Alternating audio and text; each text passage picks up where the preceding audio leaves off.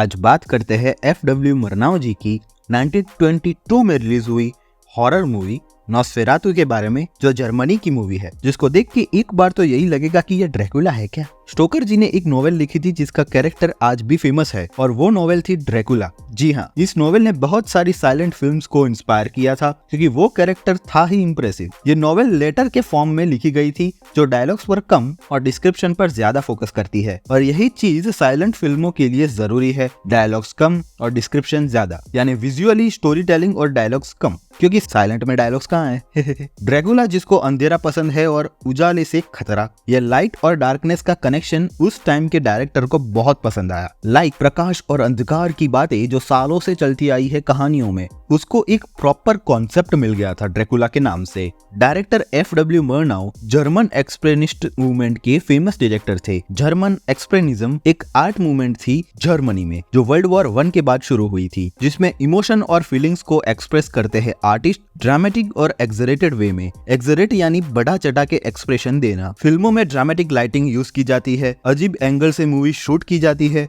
और बढ़ा चढ़ा के एक्टिंग की जाती है मूड और एटमॉस्फेयर बनाने के लिए। मरनाओ जी ने डिसाइड किया कि उनको ये स्टोकर की नॉवेल से मूवी बनानी है, और यहाँ हुआ बड़ा लोचा। उनको लगा ड्रैकुला का नाम चेंज करके नॉस्फेरातु रख लूंगा तो किसी को क्या ही पता चलेगा, लेकिन पता चला और स्टोकर के फर्म ने केस ठोका और आज ये फिल्म हमारे बीच ना होती, क्योंकि कोर्ट का ऑर्डर भी आ चुका था कि इस मूवी को बंद करो और सारी रील्स डिस्ट्रॉय करने का। लेकिन कुछ प्रिंट सरवाइव कर गई, जिसके बदौलत हम ये मूवी आज देख सकते हैं। हालांकि केस ये लोग इसलिए हारे क्योंकि पूरी मूवी सीरियसली ड्रैकुला नॉवेल पर बेस्ड थी, सिर्फ नाम अलग कर दिया था, और मूवी को बहुत सक्सेस भी मिली, जिससे दूसरे लोग भी ड्रैकुला नॉवेल पर से मूवी बनाने लगे थे। दूसरी सारी जो ड्रैकुला पर मूवीज बनी थी उससे ये अलग इसलिए थी क्योंकि यहाँ मैक्स जी ने जो किरदार निभाया था नॉस्फेरातु का, वो स्टीरियोटाइप जो आज हम ड्रैकुला देखते हैं उससे काफी अलग था। मैक्स जी की सरनेम है शरेक, जिसका मतलब होता है डर। इस बंदे ने ऐसा रोल किया था नॉस्फेरातु का,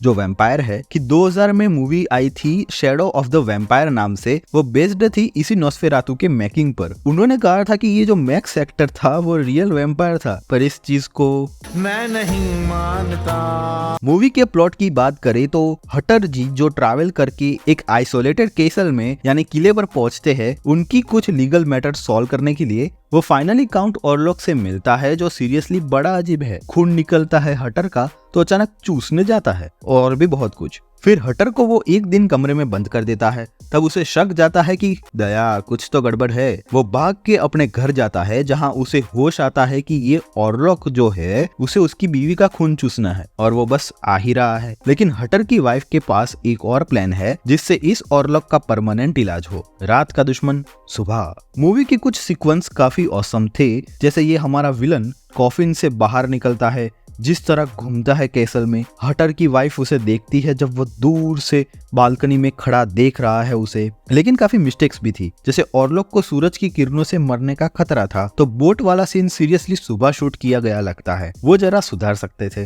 ब्लैक एंड व्हाइट होने के बावजूद हम पता लगा सकते हैं कि सुबह का सीन है वो। परफॉर्मेंस सबका बढ़िया था, लेकिन मैक्स जी एज काउंट ऑरलॉक इतना जबरदस्त परफॉर्मेंस दिया है बंदे ने कि दिल जीत लिया है उन्होंने मेरा। तो उनके मेकअप की भी यहाँ तारीफ करनी पड़ेगी मुझे। इस मूवी को स्वीडन में बैन कर दिया गया था इसका हॉरर देख के, जिसको 1972 में हटाया गया। सो मेरा रिव्यू है 4 आउट ऑफ 5 स्टार्स। आपको हॉरर पसंद है तो ये मूवी जरूर देखना, और आपको हॉरर पसंद नहीं है तब तो ये मूवी डेफिनेटली देखना, मजा आएगा। आपने ये मूवी को देखा है या नहीं ये कमेंट कर जरूर बताना, और देखने वाले हो या नहीं ये भी बताना। सो ये था मेरा रिव्यू अबाउट नॉस्फेरातु। ऐसे ही नए और पुराने दोनों रिव्यूज के साथ फिर मिलूंगा, लेकिन जाते जाते इस चैनल को सब्सक्राइब और अपने सिनेफिल दोस्तों के साथ शेयर जरूर कर देना। सो मिलता हूँ अगले रिव्यू में, तब तक के लिए सायोनारा।